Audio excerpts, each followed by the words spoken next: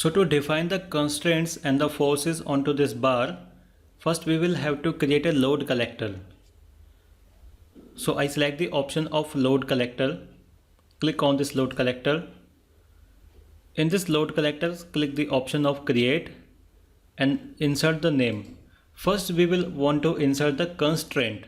Constraint means that left side of this beam is fixed. To insert the constraint in HyperMesh, we will apply the command that is SPC. SPC means single point constraint, because we are going to apply this constraint at a single point. Give it some color and no card image and click on this create. So we have created a load collector for the constraint. So we will create another load collector for the force. So I insert the keyword force, give it some different color. Okay, give it some this color, no card image, and click the option of create. Then click on this return. Now in this model tree, we can see we had two load collectors. I click on this plus sign, that is SPC and force. So I select this option of SPC, make a right click on this and select the option make current. Click on this make current and now go to the analysis. In this analysis, select the option of constraint. Click constraint. So we have to restrict all the degree of freedom of this node. So make a check on this, all the degree of freedom 1 to 6. And now we have to select the node. So I select this left node. Now it is selected and click on this create. And now we can see the preview of constraint. So I click return. So after we had defined the constraint, we have to define the load. So load means force. So I click the option of force, make a right click and select make current. All the properties that will be assigned will be go to this force collector. So I select this forces and the magnitude of this force. So the value of this force is 100,000, that is 1,000,000, and the direction of this force will be positive in x-axis. So direction we are going to define as, click on this arrow and select the option of x-axis. And now we have to select the nodes option and select this node. Click on this node and click create. And now we can see the force is specifying in the x direction and this value is given 1 into 10 raised to the power 5. Click return. So in the last step, we have to define the load step. So once again go to this analysis tab, click on this load step. In the load step, we have to give the name of type of loading. So what we are doing in this, we are doing the stress analysis. So we can insert the name static because we are doing the static analysis. In the type, select the option of linear static.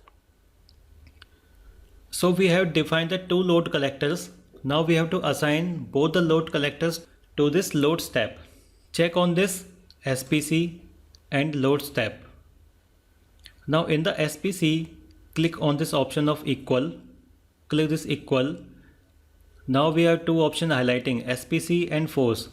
To SPC, define this SPC and then go to this loads, click on this equal sign, and to the load define this force and now click create. Go to return option. So now we had defined the load step, we can go to the analysis part. So before going to the analysis, what we do, I go to this file option, click on this save. I will save this model. So specify some location to this and save this. Suppose I make a new folder for this. Create new folder. I give the name HM files and the file name I take 1D bar. Save as HyperMesh binary file and click save. Now that the file is saved, we have to do the analysis. So to do the analysis, I click on this option of OptiStruct. Click on this OptiStruct because the OptiStruct is used for the analysis. Make sure that proper location of this file is highlighting here. In the export option, click on this arrow, select all. In the run option, select analysis, select this memory default, and now select this OptiStruct option. Click OptiStruct. Now software will do the analysis of the beam we have created. It may take some time depending upon the configuration of your computer. Now it is showing that analysis is completed, and click the option of result. Select the result. The result will be highlighted in a new window that is called Hyperview.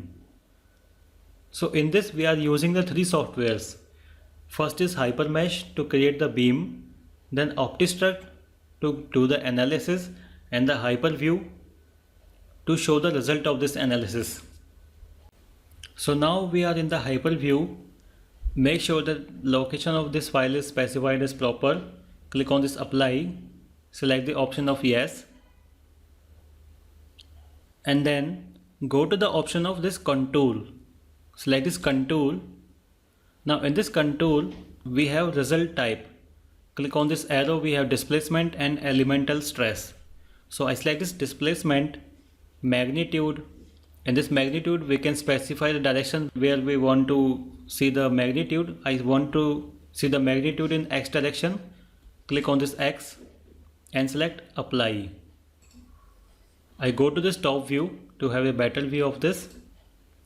Now we can see the value of this displacement is 2.38, and we can also find out the stress. Go to this stress option and select C bar axial stress.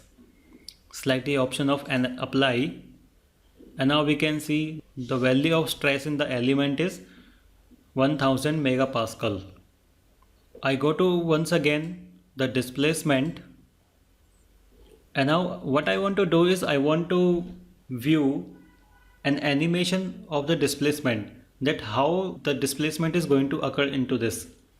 So for this I select the option of deform, click on this deformed, and the scale factor, suppose I take 100, press enter and click apply, and then go to the option of animation and select start. Okay, it is going too fast. For this I select this frame rate and drag it to the left side, make a better view of this. Now I will start the animation.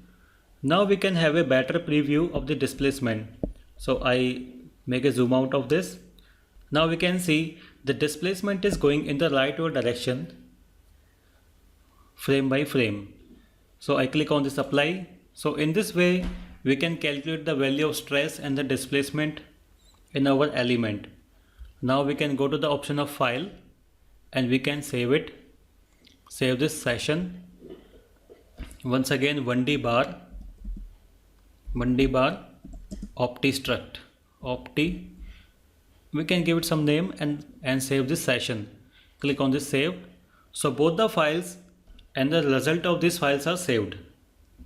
In this way we can do the analysis of a bar.